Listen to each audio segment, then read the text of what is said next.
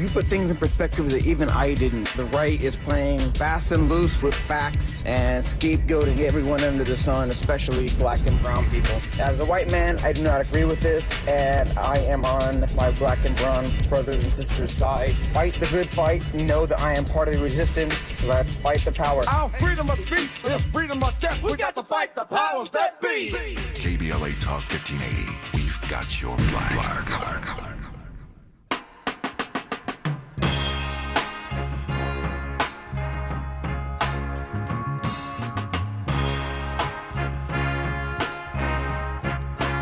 If you had a choice of colors,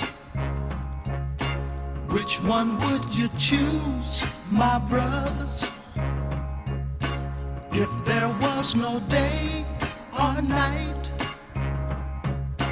which would you prefer to be right? How long have you hated your white teacher? Who told you you love your black preacher?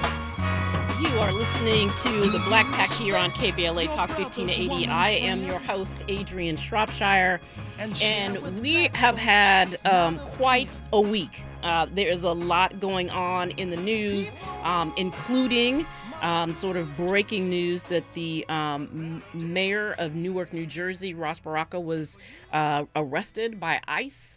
And it is a developing story. We will get into that later on in the show. But we also had this week a very interesting historical first in the selection of a new pope when Robert Prevost became Pope Leo the 14th.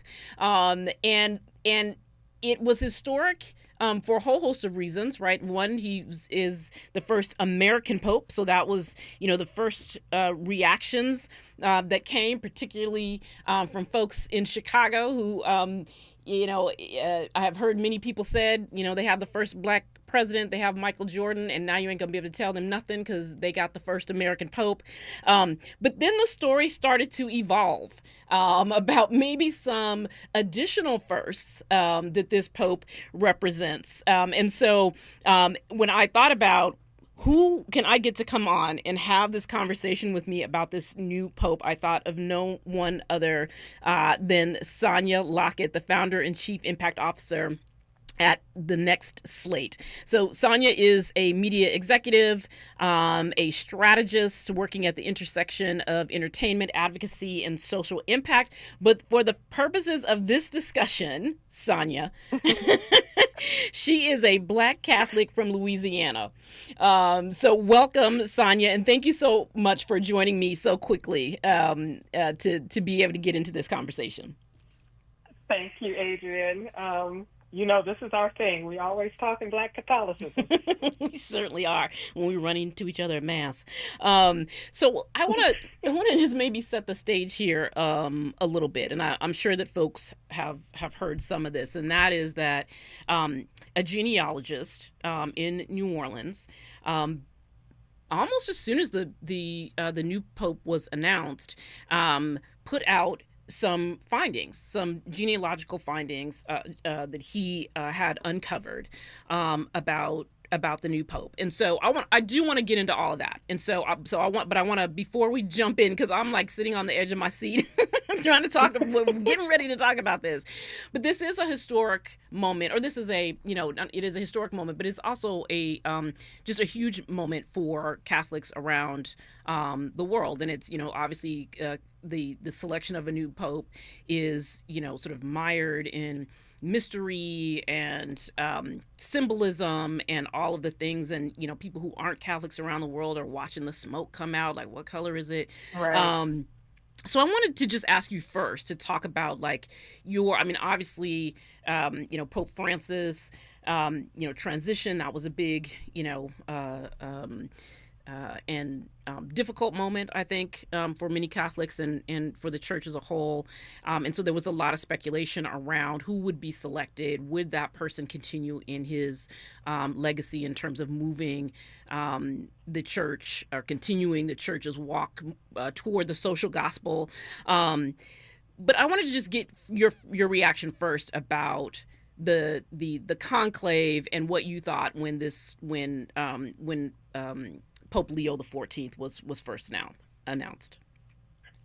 The first thing when I first heard, we were all excited, the white smoke, yay! We all gathered around the television waiting to see, and I had my thoughts based on, playing Pope Olympics, which ones do you think?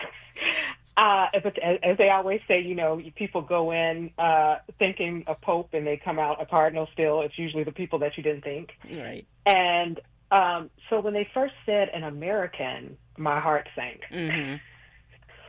Because, unfortunately, in my opinion, the church in America has become this very kind of conservative and narrow thinking church. Yeah. Mm-hmm. It doesn't feel like the Catholic Church that I grew up in. Yeah.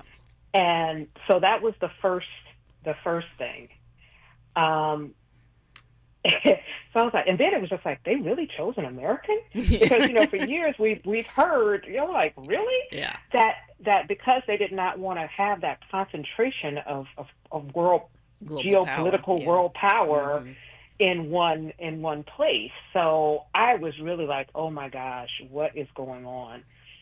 And then when they said his name, then I'm online like, okay, who is he? What is he saying? Right. And I felt a little better when I started. And then when they said what his name was going to be and that he was an Augustinian, and then I started going, okay.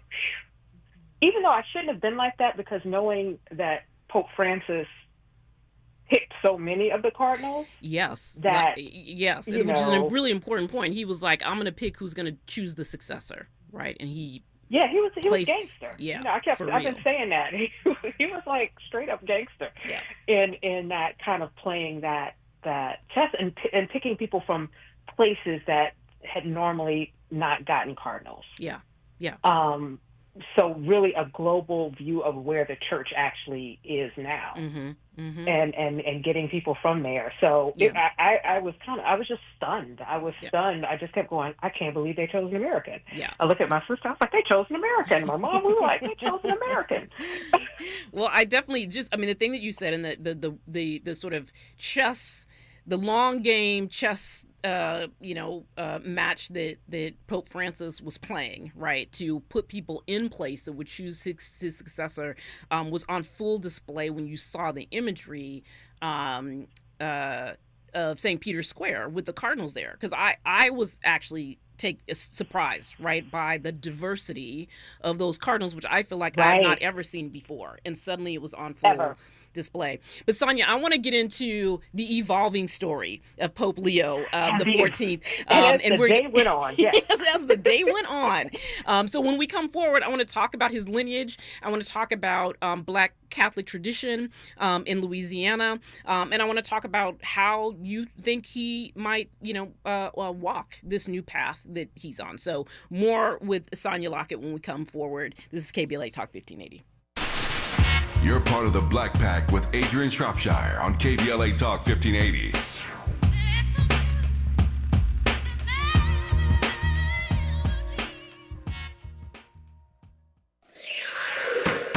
If you missed our KBLA Talk 1580 Town Hall, the Altadena Eden Fire, 100 Days and Counting, you missed an evening of reverence, reflection, and reality. You gotta live in the reality, because this is it. Every day, you wake up, is this my life? Don't stay in denial, because yes, it is. Don't stay in bargaining, where you're praying for a miracle, and if it wouldn't have happened, then this is what I would have done. It did. Our panel participants kept it real. Really real. I think, number one, it's amazing to me how we ignore systemic racism in our community, and as a people, we've apologized for so much, but when will we stop apologizing for what we have paid for? Because the truth of the matter is, we paid for this. You can always count on KBLA Talk 1580 to give it to you straight, no chaser. When you love folk, you tell them the truth. Seeking the truth, speaking the truth. We're KBLA Talk 1580, and we don't black down. Thanks for calling Discover. This is Nia. Hi, Nia. It's Jennifer. Did you know that Discover automatically doubles all the cash back you've earned at the end of your first year? Yeah, I work here. Okay. I was just double checking. Get it? Because Discover automatically doubles all the cash back you've earned at the end of your first year? Oh, you get me, Nia. You could say that I double get you. I guess we've taken it too far. You earn, we match. Discover Cashback Match. See terms at discover.com/creditcard. Small businesses are the heart of America. But you don't have to go it alone. As the nation's largest nonprofit resource of expert business mentoring, SCORE has helped millions of entrepreneurs build their businesses for free. Get the connections, education, and guidance you need with SCORE. We're ready to help. Find a mentor today at score.org. KBLA Talk 1580. We've got a lot to talk about. KBLA Talk 1580, connecting you with services and solutions. LA County's new Justice Care and Opportunities Department, or JCOD, is here to support justice-involved individuals and their families. The JCOD Support Center is now taking calls at 1-833-LACJCOD. That's 1-833-522-5263. Available 7 days a week from 6 a.m. to 11 p.m., the Support Center is your one-stop shop for re-entry issues and court support. They offer court reminders, connections to local services, transportation assistance for housing, court appearances, and childcare. The JCOD hotline provides personalized help to connect you with services that you need. And don't forget to check out justiceconnect.org for more information. Remember, it's free and available every day at 1-833-522-5263. This is a community call to action from KBLA Talk 1580. You don't talk to me like that. You don't talk to your mommy like that. Unlike your mama, we can handle your black talk on the Black Pack with Adrianne Shropshire. So we are joined by Sonia Lockett, the founder and chief impact officer at the Next Slate. But Sonia is also a Black Catholic from Louisiana. And so since we're talking about the Pope, and I really, Sonia, when I was thinking, I need to talk about this on the show, who can I have on? I was like, I'm calling Sonia. But let's just level set. You said before we went to the break, the Pope was announced, and then as the day went on, right? And so let's just level set with sort of what emerged throughout the day. So what we began to learn. I think I first saw it in the Black Catholic Messenger, which is a publication that a genealogist had discovered that Pope, I keep wanting to say Pope Francis, Pope Leo the 14th, the Pope Leo the 14th's heritage. And one sort of is from New Orleans, right? We learned that both of his maternal grandparents are listed as Black or mulatto in census records. We learned that his grandfather, Joseph Martinez, is listed in the 1900 census as a Black man born in Haiti, that his grandmother, Louise Baquier, is described as having Black Creole roots and was born in New Orleans. Mm-hmm. They lived in the 7th Ward of New Orleans, where they were married at Our Lady of the Sacred Heart. The 7th Ward, of course, being a historic center for Afro-Creole culture. We, sort of, the story has continued to evolve, right? And I want to get into a couple of discussions with you about some pieces of this that are sort of taboo, right? In terms of our, not just within Catholicism, but within Black communities as well. But just what do you make of this? I imagine that for you and your family, that when this started to emerge, I can imagine that the family group chat was on fire. Oh, family, all my Louisiana Black Catholic friends. It was so funny because one of the first things that a lot of people said in the chat were like, when he came out, and I looked at him, there was just something there that I was like, is that? Right. Because my joke is always, especially Louisiana, black people know other black people, right? Mm-hmm. Especially like Louisiana folks, we always see a little something in the skin because you grew up around it, you know? And then someone else will say, yeah, when I heard the last name, you know, everybody had something that kind of clicked or made them go, and so when the article, you know, when that started coming out, then people were like, see, I thought so. He looks like my cousin. He looks like my uncle. That's what was going on in the chat. It was on fire. It was hilarious. Well, it definitely, I think all of us did. I think when I saw him walk out, I too was like, what is going on there? But I think that there is, you know, when we think about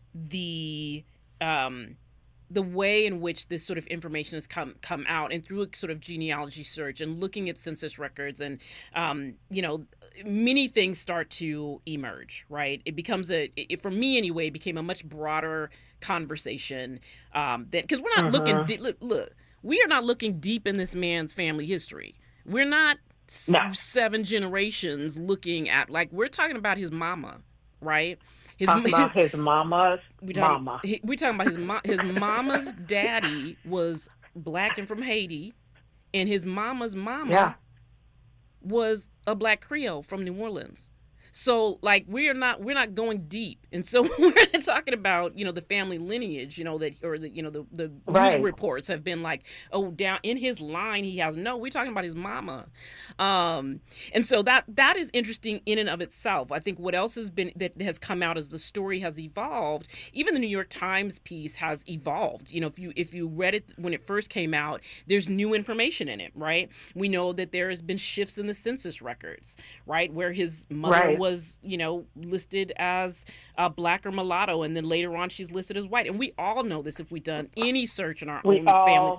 Right. Yes. Like, people end up being said different things, the names change, right? It raises other questions, I think, around, like, passing, right, in our communities, colorism in our communities. I mean, his brother, John Prevost, who still lives in the Chicago area, confirmed their heritage and said, but he said their family didn't identify as black, right? That's not how they identify, is not how they were raised. But it raises a bunch of questions, right, I think, around, you know, identity in general, but also, you know, even within, I imagine, within, you know, sort of Catholic circles historically, right, in New Orleans, the notion of passing and Creole folks passing. Yeah, and it is those of us, you know, who know, and that's one thing I think is so important about, you know, I'm a daughter of a history professor, so that important thing about knowing your history and knowing the history of our people and knowing the history of this country. That was a thing, you know, people, and in one hand, you can't fault some folks because of how it was during that time, and people just thought, like, I can make a better life not being seen as a black person. And if when I leave New Orleans, when I leave Texas, when I leave wherever and go to Chicago, no one knows. Right. And I can just change my racial identity and live this life. And it is such a prominent story in our community that so many of us know, that people know about their relatives or, you know, folks who were there and then they weren't. And that you tried not to, you know, say anything when you saw them. And this whole idea of changing your race. And some people, like I said, it was interesting. I was reading, you know, because the brother said, hey, we didn't identify. We knew the thing, but we knew that they probably told them, we came up here and we said we're white and that's how we're living, right? And hey, I can't pass judgment here or there, but that story is not a new one, and it's not a small percentage story. There were so many people that did that, and some people it came out, I always wonder, like, how did it come? Some people, how that black gene can come like a generation or so later. Yeah. I'm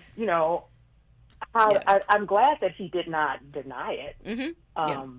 The brother, when he said it, but it is, there's a thing there's blackness in your family, and then there's your identity and how you live it. Right. And what your experience is as a black person. Mm-hmm. And I think, and we're speculating in some ways. What we know is that his in the early stories, his mother was identified as having being of Spanish descent, right? So there's some, like, there was a story was created, right? Whatever right. that was. But it is, I do think, important to recognize, I think, the Black Catholic tradition in New Orleans, right? It feels important in this moment to acknowledge that, right? So we have St. Augustine Catholic Church, which is the oldest Black Catholic church in the U.S., right? We have the Sisters of the Holy Family, right? An order of Black nuns. And the Oblate Sisters, right? Yeah. So focused on, serving African-American community. We have orders of priests. We have the Josephites, right? Dedicated to serving the African-American community. There is a history and a culture that in Louisiana, in New Orleans, where that is Black Catholic culture. And that is what his grandparents came out of. And so talk to us a little bit about that and just your family's experience as you were growing up and what that meant to be a Black Catholic. Because I know I grew up as a Black Catholic and I was like, we are Black Catholics. You know what I mean? It was a very specific thing. We are Black Catholics, and I didn't think it was anything because everybody I knew was a Black Catholic. Yeah. Now my mom converted to Catholicism when she married my father. So on my mom's side, at the Baptist ministers and the AME, but we were Catholic. And my dad was very, that's how he grew up. He was very much devoted to being Catholic. We went to Catholic schools, elementary through high school. It was your identity. And it wasn't until I got out of Louisiana that people were like, oh, you're Catholic? I didn't know that people weren't Black Catholics everywhere, that it was a thing. But yeah, it was really a part of who you were. It was that community. It was, like I said, it was your religion, but it was also culture. Yep. And because, for especially in Louisiana, the education system, the Catholic schools were ones who would educate the free slaves. Yeah. So there was that entry into the community because they provided education for these children. So there was something that you were always, it did not, like when people say, how can you be Catholic? I was like, I don't know how not to be. Yeah. As frustrated as I can be with the church sometimes, I am still Black Catholic because once again, it was not just my faith, it was a culture and it was just who I was. And I think all of us kind of had this, the Black Catholic organizations that your parents belonged to, the Knights of Peter Claver, and yes. All these things that were just a part of how you moved in community. Yeah. I think it's really important because obviously Los Angeles also has a very rich Black Catholic. Yep. Because everybody came from Louisiana.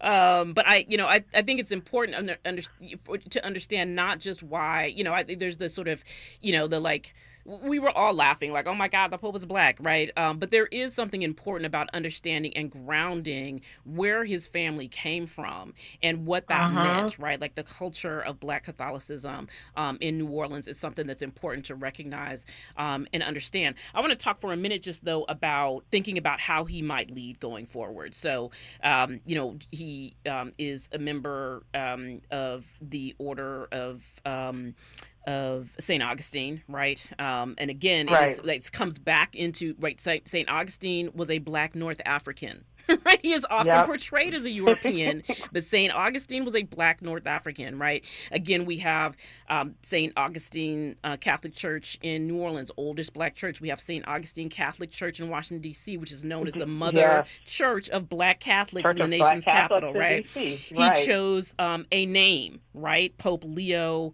the 14th, and we'll come back to that in a second. But St. Augustine's kind of core philosophy emphasized the importance of divine grace, of free will, of the human soul, right, and the capacity, the human soul's capacity for reason and love.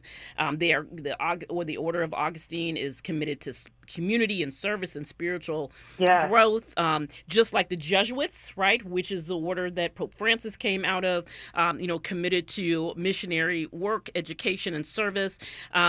And then again, the name, right? Pope Leo XIII, his predecessor, was known as the social justice pope, right? Defending the rights of workers and immigrants. He really set the tone for the church's modern social doctrine, right? He was committed to science and called on the church to embrace it, right? To encourage it and to promote it, right? He really was kind of a transformational figure, Pope Leo XIII, right? The predecessor of the new pope, was, a transformational figure in the modernization, right? And evolving of the church. So it makes me think about, how he might lead, because that, of course, that's the first thing that anyone wonders. Is he going to continue in the tradition and the direction that Pope Francis was trying to take the church in, or would he break from that? Would he, just sort of be a caretaker? What are your thoughts on, given that he comes out of the Augustine order, that he chose that name? What are your thoughts on how he might lead the church in this moment? Well, that's one thing, as we talked earlier, one thing about Catholicism that I actually love. Everyone laughs at me, my pageantry and symbolism, but that is always a big clue. Mm-hmm. What name do they take, and then also what order do they come from? Right. Is there an order? When they said Pope Francis was a Jesuit, I knew immediately who he was. Mm-hmm. And when Pope Leo, because we have to keep, remember our new Pope's name. Right. When he chose that name, number one, and then when they said he was from the Augustinian order, I was like, I like this man. I know who he is. Right. Mm-hmm. So I think there will be, and he's Black, apparently. On top of it. And then there's that. I think there will be a continuation of Pope Francis's centering on justice and the people and the least of these. Yeah, I think that's right. Because that has been his work, Pope Leo's work, for these number of years that he's been a priest in Peru and walking among the poor and knowing that lifestyle, which I think is, especially during this time, is going to be extremely important. That's the moral voice that is speaking, and it is speaking from a place of, we have to be a church that is in service. Yep, that's right. And not a church that is so, the thing, I always tell people, the thing that had been just troubling me in church was, for the last X number of years, all you heard was abortion and gay rights, and it was this thing. And what happened to whatsoever you do to the least of these, that you do unto me. And he certainly embodies that notion, as did Pope Francis. So Sonia Lockett, Founder-in-Chief Impact Officer at the Next Slate, I want to thank you for coming on on short notice and having this conversation with me. I think we're looking forward to see. Loving it. Yeah, we're looking forward to see what this new Pope does, and we'll continue to learn more about him. Stay with us. We have more to talk about here on KBLA Talk 1580. More of the Black Pack with Adrianne Shropshire on KBLA Talk 1580 when we come forward.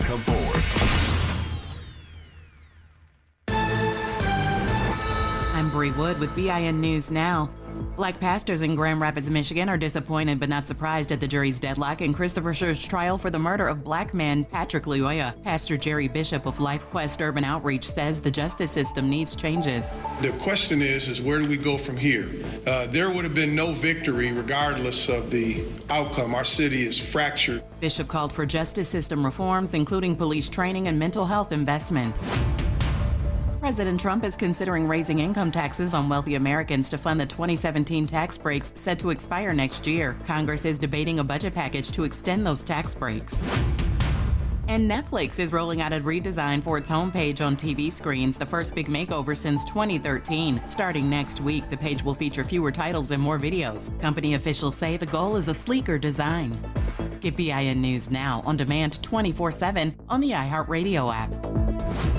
A crash on the 405 in West LA. It's on the southbound side, sitting at El Segundo Boulevard. They're over in the right-hand shoulder, but you will hit some brake lights related to that, just as shy of the 105 as you make your way down there. Stays heavy all the way through to Rosecrans. Slightly better after that. It's moving at least until you hit Western, where it's going to be red for you all the way down to the 710. The 10 down to Carson. That's an hour drive right now. For victims of drunk and drug driving, our grief is unique. But you are not alone. You always have a place at MAD. Call our 24-hour victim helpline at 877-MAD-HELP or visit mad.org. This is the KBLA Sports Minute with Ray Richardson. The Golden State Warriors are already trying to survive the NBA playoffs without Steph Curry because of a hamstring injury. Now they're in jeopardy of losing Draymond Green because of his temper and lack of self-control. Green has 5 technical fouls in Golden State's 9 playoff games. 2 more will cost him a 1-game suspension in the playoffs. When Golden State and Minnesota meet up for Game 3 Saturday in the Western Conference semifinals, the number one thing on everybody's mind will be, can Green maintain his composure? Golden State and Minnesota are tied at 1-1 in the best of 7. Shedeur Sanders will be wearing a different jersey number when he starts minicamp activities with the Cleveland Browns. Sanders will wear number 12, a possible tribute to his mentor, Tom Brady. Sanders wore number 2 in college at Jackson State and Colorado. No debates, no speculation, just the info you need. That's your KBLA Sports Minute. I'm Ray Richardson. More news, opinions, and conversation when we come forward on KBLA Talk 1580. At the tone, please record your message. You ready? Drop it! Mr. Tavis Smiley, preach it. Thank you, man. Politics in this country is crazy. You put things in perspective that even I didn't. The right is playing fast and loose with facts and scapegoating everyone under the sun, especially black and brown people. As a white man, I do not agree with this, and I am on my black and brown brothers and sisters' side. Fight the good fight. Know that I am part of the resistance. Let's fight the power. Our freedom of speech is freedom of death. We got to fight the powers that be. KBLA Talk 1580. We've got your black. Nearly 7 million Americans aged 65 and older are living with Alzheimer's disease, or AD. But did you know that black adults aged 65 and older are twice as likely as white adults to develop AD? You may be able to reduce your risk by managing conditions like diabetes and high blood pressure, being physically active, eating healthy, and exercising your mind. To learn more about AD, the importance of early diagnosis and intervention, and a potential treatment option, visit treatalzearly.com. That's treatalzearly.com. This message is brought to you by AZI. Ready to order? Yes. We're earning unlimited 3% cash back on dining and entertainment with the Capital One Saver card, so let's just get one of everything. Everything? Fire everything. The Capital One Saver card is at table 27, and they're earning unlimited 3% cash back. Yes, Chef! This is so nice. Had a feeling you'd want 3% cash back on dessert. Ooh, tiramisu. Earn unlimited 3% cash back on dining and entertainment with the Capital One Saver card. Capital One, what's in your wallet? Terms apply. See CapitalOne.com for details. KBLA Talk 1580. We've got a lot to talk about. KBLA Talk 1580, connecting you with services and solutions. If you need help getting your resume in order, finding job training, or landing a job, we've got 3 great options for you. First, the City of Los Angeles has WorkSource centers across the area offering free job support. The California Workforce Development Board can help you with everything from GED prep to vocational training at no cost to you. On the federal level, the Department of Labor's American Job Centers offer a full range of services for job seekers and businesses alike. Visit careeronestop.org, or for more info, just call California's Help Center or visit cwdb.ca.gov or call 916-657-1440. For the City of Los Angeles programs, go to ewd.lacity.gov or call 213-744-7300. All these services are free to help you get your next job. This is a community call to action from KBLA Talk 1580.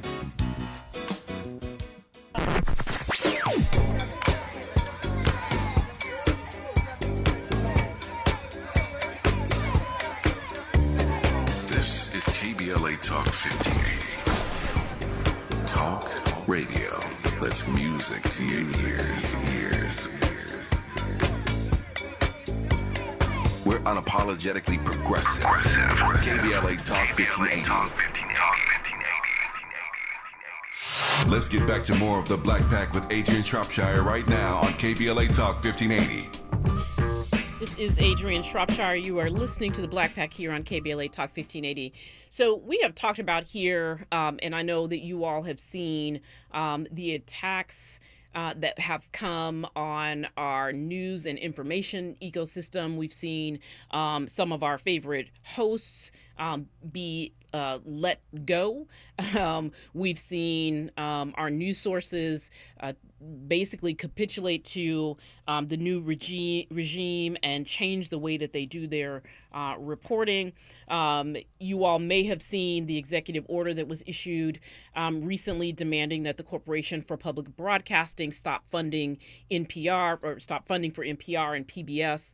And there was pretty swift pushback on that.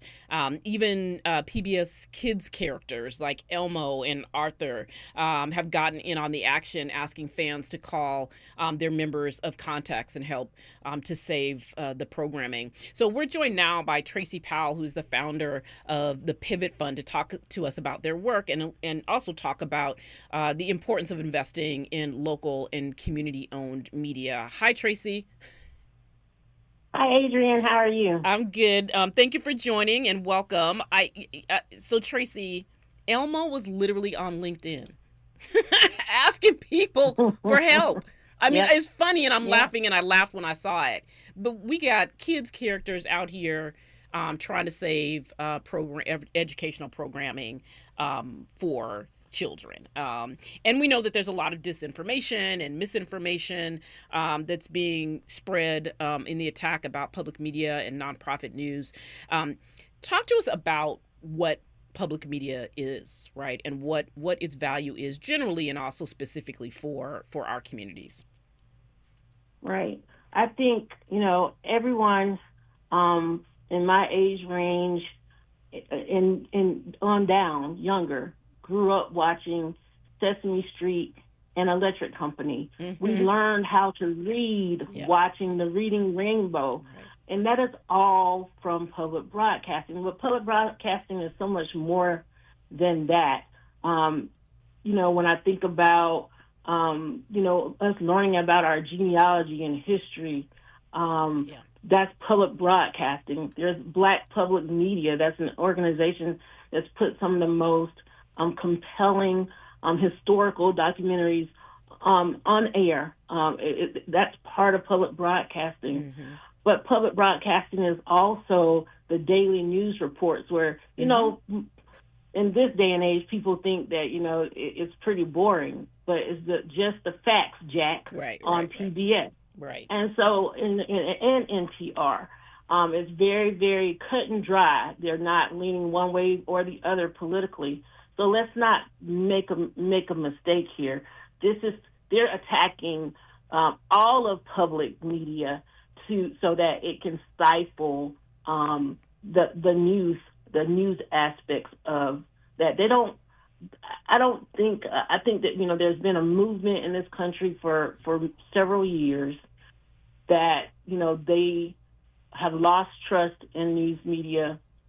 They don't believe in it, but there's also a very, very ugly underside to that. There are people who really understand the power of information, that an informed people is a dangerous people because an informed people can make their own decisions and decide your fate. And so, as a politician, and so that's what this is about at the end of the day. Mm-hmm. And it does really feed into this overall sort of trying to remove access to all kinds of information, right? Shutting down the museums, right? Or trying to defund the museums, firing the Librarian of Congress, right? The what we're seeing now in terms of funding independent news sources. Talk to us a little bit about the work that you do with the Pivot Fund, and how that can help to sort of make sure that we're securing the kinds of information sources that we know that we need to have for our communities. Mm-hmm. The Pivot Fund is all about shifting power. A lot of people say, well, why not make it softer and you share power? No, you got to shift power before you can share it. Mm-hmm. And so we're about putting power in the hands of the people. And that means grassroots individuals who provide critical news and information to their communities, not just in times of crisis, but every other day. People who are trusted and embedded in their communities. So we provide resources, funding, and technical assistance to empower these folks to do more of what they're already doing, putting critical news and information into the communities that they serve. Since 2022, we've moved $5 million, and we continue to push so that we can shift that power to the people. People need to understand and realize that it is us, it's the public who actually holds the keys to this car. Yeah. And that when I say this car, I mean this democracy. It's not the folks who are in the White House or in the nation's capital. Period. It's not them. It's us. Yeah. And so what are you hearing from your partners and colleagues in this field? Because I do, it isn't like this suddenly happened and it came out of the blue. They've been saying this, right? This is sort of defunding this kind of public programming has been a thing that has been in their, on their radar for a while. So how are folks responding, right? How are your colleagues, how are folks in the field that you all work with responding in this moment? So we sometimes call our grantee partners the new public media, right? Because they're so close to the ground. And this is the new way, the revolution that's happening when it comes to journalism and civic news and information. And because these folks are so close to the ground, they're also targets. So, we've had a couple of grantees who are being surveilled by ICE and law enforcement. They are being watched so that they can lead these agents and agencies to their sources. We had one grantee partner who was followed by ICE and the Georgia State Patrol.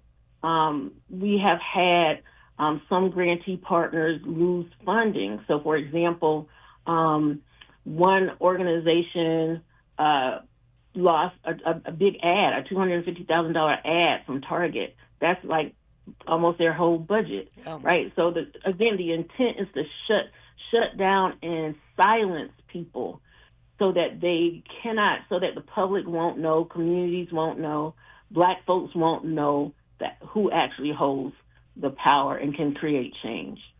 Yeah, I want to when we come forward, I want to talk to you a little bit more about the kinds of local media, the kinds of grassroots media that you all are helping to support and what that looks like, and maybe even how folks can develop their own local media, because I think that's going to be to your point that this is the future, right? It's important to try and understand what that looks like, what that ecosystem looks like.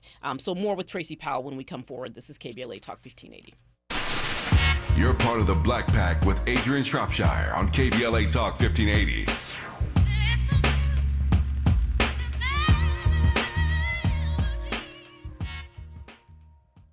Attorney advertising. Prior results do not guarantee future outcomes. Founded in Los Angeles in 1986, litigation powerhouse Quinn Emanuel has deep roots in the Los Angeles community. Since 2007, we have litigated some of the largest fires on the West Coast. We are proud to be the only AmLaw 100 firm in the country to represent wildfire victims, giving affected individuals, families, and businesses the same focus and individualized attention we devote to our Fortune 500 clients. BTI Consulting has repeatedly recognized Quinn Emanuel as among the 4 law firms in-house counsel least like to oppose in any litigation litigation, and we are often deemed the most feared. And after securing over $80 billion for our clients in various matters firm-wide, we understand why. If you have been affected by the recent wildfires in Altadena and the Palisades and would like to discuss your situation further, please contact wildfire support at quinemanuel.com or call us at 213-443-3050. Quinn Emanuel is proud to sponsor Conversation Live Altadena Rising with James Farr on KBLA Talk 1580. Attorney advertising. Prior results do not guarantee future outcomes. KBLA Talk 1580. We've got a lot to talk about.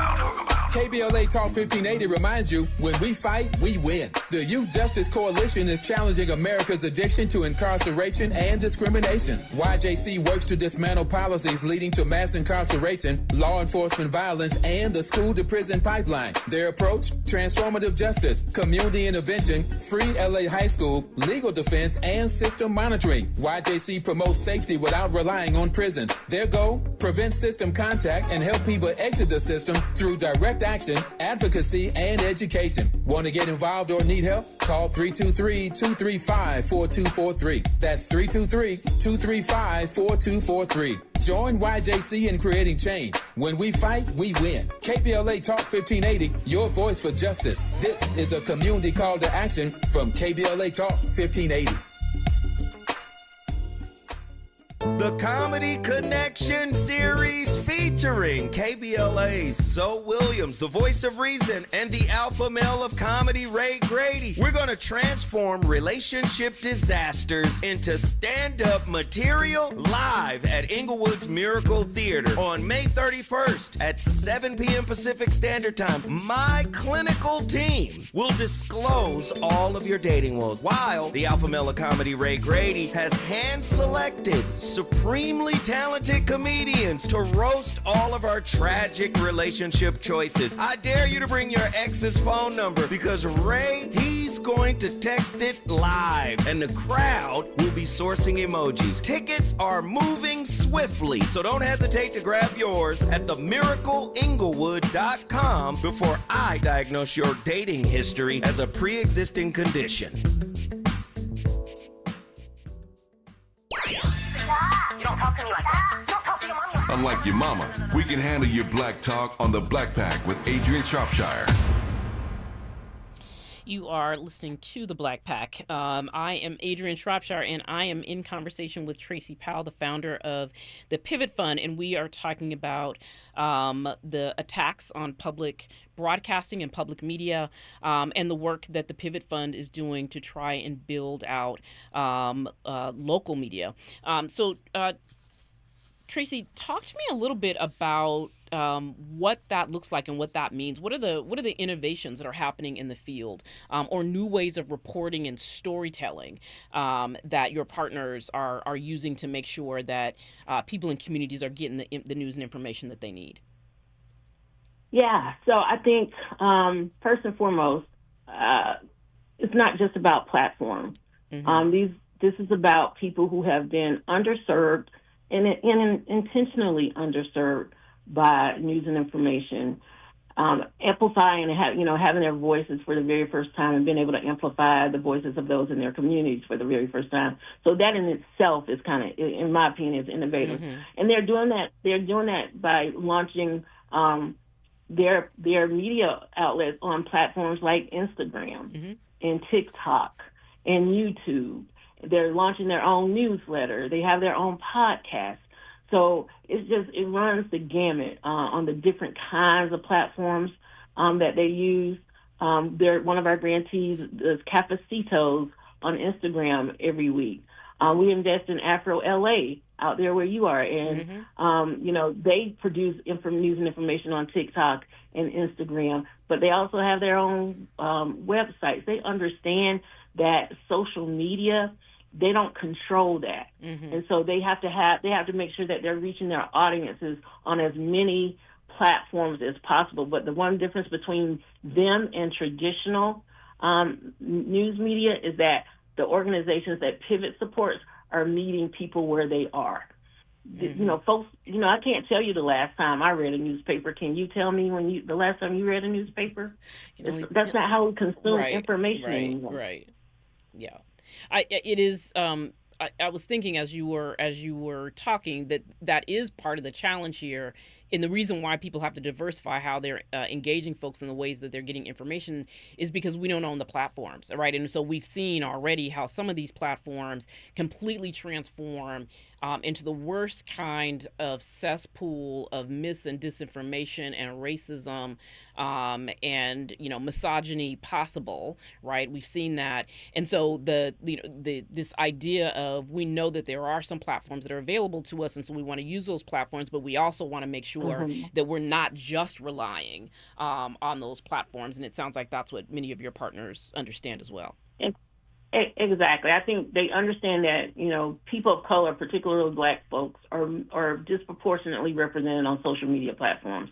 But those social media platforms, again, like you said, that's where the disinformation and misinformation is spread. And so the challenge for Pivot and others in this field who are trying to change how the system responds to people is that we have to understand we got to meet people where they are, but then we got to help folks, audiences move off of those platforms and come to our proprietary platforms, like our newsletter, a newsletter platform, for example, or a podcast platform. Yeah, and so I guess that is a real question, right? In terms of how do regular folks, right, in neighborhoods, how do they learn about these different platforms? Because I think that folks would want to support them or learn about these different newsrooms, right, that are out there. How do folks approach marketing, right? How do they approach getting the word out about the alternative media sources that they are? And that's the beautiful thing, right? Because these people are in the community. They are meeting and they see and they engage and talk to folks all the time at the grocery store. That's their community. When they're at the school pickup line, they're talking to their audience, right? Their community members. They are embedded in the communities that they serve. And even more than that, it's not so top down anymore. Like the New York Times, Washington Post, they used to tell us what they thought was important. But these folks that are embedded in their communities are co-creating critical news and information alongside and with the community members. They're determining what's important. They're telling the capital J journalists what they need to be paying attention to. So it's a total revolution about what's happening in terms of information distribution and creation these days. Look at what Don Lemon just did and Joy Reid. They were unceremoniously dismissed from their television stations, the major network TV and cable TV stations, and now they're on YouTube creating their own content, right? And they have their own, other accounts on other platforms, but they have their own podcasts and webcasts.